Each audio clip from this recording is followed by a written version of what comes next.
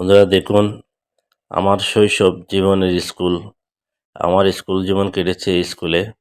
শুরু থেকে ক্লাস 10 পর্যন্ত বাকলিয়া গভর্নমেন্ট হাই স্কুল। দেখুন, এটা আমাদের ক্লাস 6 এর রুম। কি জরাজীর্ণ অবস্থায় পড়ে আছে। অনেক দিন ক্লাস হয় না। সরকারি স্কুল বলে কথা, কিন্তু এগুলো আসলে খুব যত্ন নেয় না। অযত্ন অবহেলায় কীভাবে পড়ে আছে। এই যে আমাদের ক্লাসের এই যে বেঞ্চগুলো দেখুন কীভাবে পড়ে আছে অযত্নে অবহেলায়। খুবই মিস করি সেই স্কুলগুলোতে। মানে ব্যস্ততার কারণে যাওয়া হয় না স্কুলে একবার ঘুরে আসতে।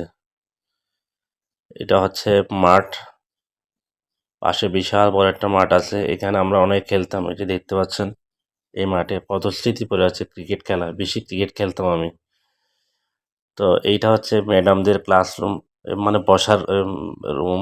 ওই যে নিচতলায় যেটা আছে, সেটাও কি অবস্থা, জরাজীর্ণ অবস্থায় পড়ে আছে।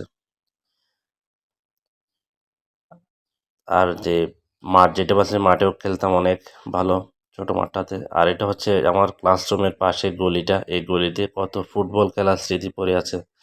ছোট ট্যাপ টেনিস বল দিয়ে খেলতাম। তো বন্ধুরা সবাই কেমন লাগলো জানাবেন। আসসালামু আলাইকুম ওয়া রাহমাতুল্লাহি ওয়া বারাকাতুহু।